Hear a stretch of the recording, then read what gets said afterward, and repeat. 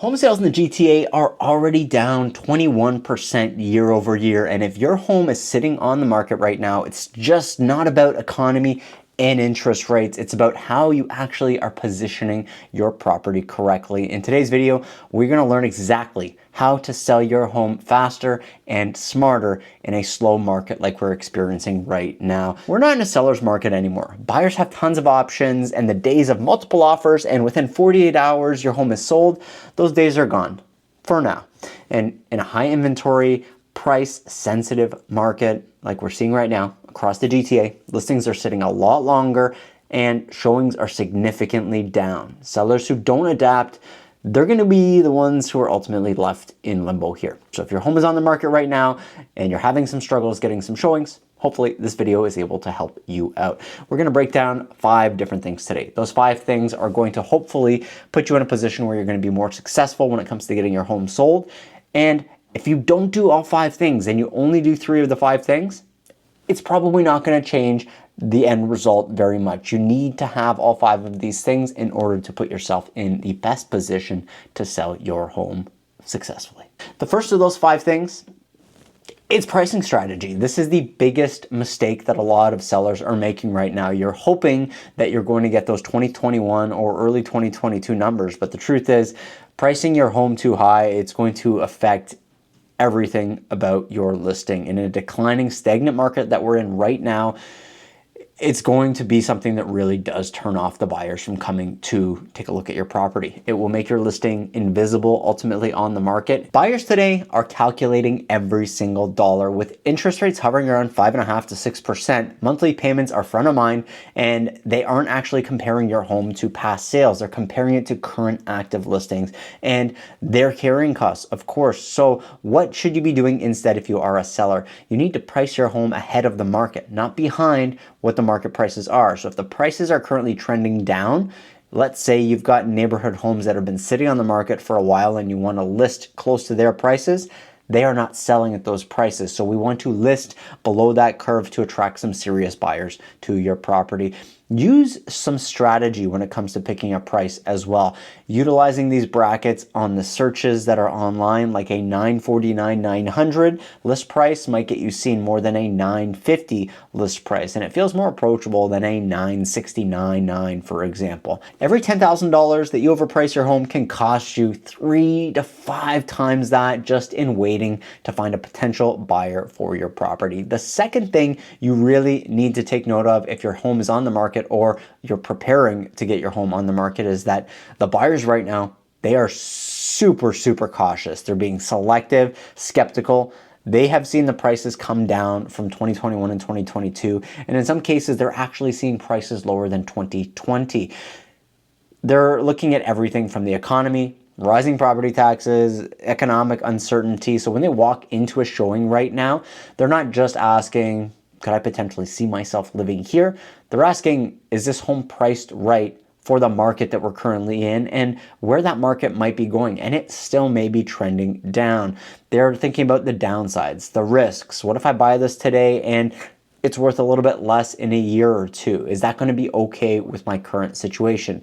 We need to win their attention. And to do this, you need to actually have high quality visuals, professional photos, well-lit rooms, clean staging, and of course the media is the first thing that people are going to see. You get one opportunity to make sure your media looks fantastic. You don't want to squander that opportunity by having pictures with the toilet seat up, the lights off, your home not clean, just to rush having your home on the market. Some of the things that really excite the buyers when they're looking online are the additional details, maybe school rankings, walk scores, the mechanicals, knowing when they were either replaced, fixed, even just done a little bit of a maintenance touch up on them. They want to know what the nitty gritty is of your house. They want to know if there's energy efficient windows, if you've replaced something. Put note of that in an additional schedule or an additional list of updates with your listing so buyers can see that you've put value into your home beyond that price. It's going to show them that you've taken care of it. They're going to feel a lot better buying something that's been loved over time and not just let run to the wayside. In some cases, we see this a lot where you have a furnace, for example, that's on its last legs, it's not being maintained, it has old filters in it, and there's no upkeep at all. This is a big cost for a lot of the buyers coming in, and they're going to take that cost right off of their offer, knowing that they have some impending replacements to happen inside their utilities in the home. And in the nervous market we're in right now, the buyers want as much certainty as possible. And if you can give them that certainty, you should, to allow your home to sell faster. The third thing that's extremely important to making sure your home sells is dominating that first 7 days when your property is on the market. That domination is going to come on the realtor side of things. That first week on the market can be the most pivotal for you. You're going to make sure that you have some urgency for the buyers, whether you've priced it properly, you've got the media out there, you've got some advertising, you might have an email campaign that goes out to your clientele. You're also going to see a social media blast from the realtors who are doing it properly to make sure that the exposure is as big as it possibly can be. And an important thing is the listing date of your home. You don't want to go and list that property on a Friday. People aren't going to be able to get in there for the weekend. You're going to squander that first weekend. So think about everything, because momentum here really does matter. The longer your home's on the market, the less likely you are to get your asking price or close to it. Buyers feel like they see a property that's on the market for 40 or 50 days, they're going to be able to negotiate a little bit more. So make sure to take quick action to get your home sold in a reasonable amount of time. The fourth thing is a feedback loop. Understand that there's going to be feedback that comes in from the buyers that are looking at your property.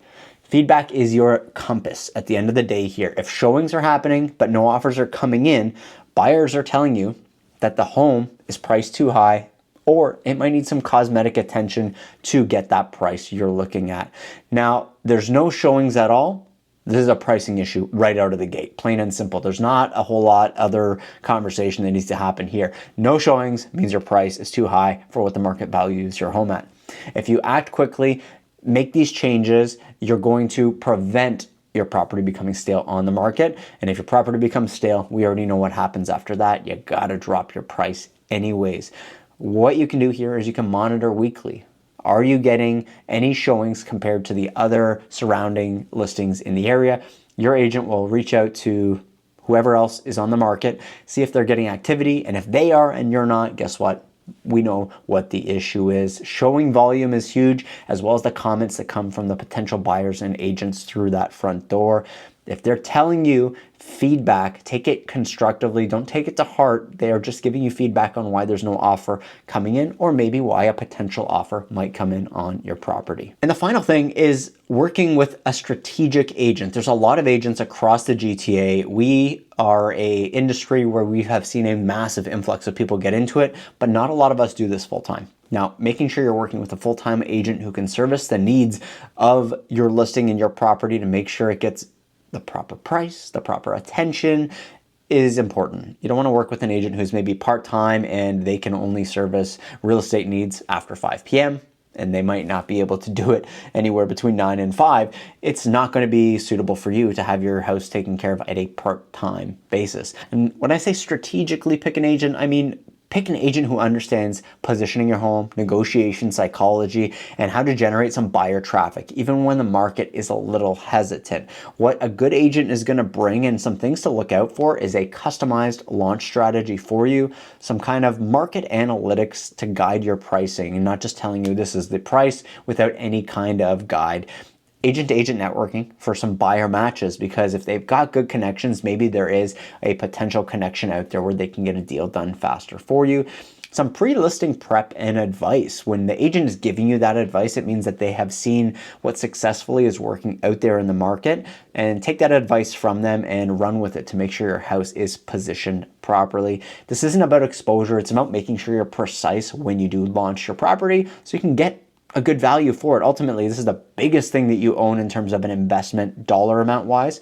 So taking the advice that's coming in from an agent that you trust and who has experience at the end of the day is going to be well worth it in your eyes. Now, at the moment, this is one of the most difficult markets out there. The GTA real estate market is seeing a slowdown in sales in every single category. We're at the moment seeing increased inventory hitting the market in all categories as well. But it doesn't mean homes aren't selling. They're just not selling as quickly. And the ones that are selling have taken the 5 tips here and they've really run with it. They have the right pricing, strong presentation, clear launch plan, and they're getting their home priced correctly so they can get it sold at a fair price. If you want a customized strategy for your own home, reach out through the link in the description box or my info right here in the bottom banner. If you have any questions, I look forward to talking to you.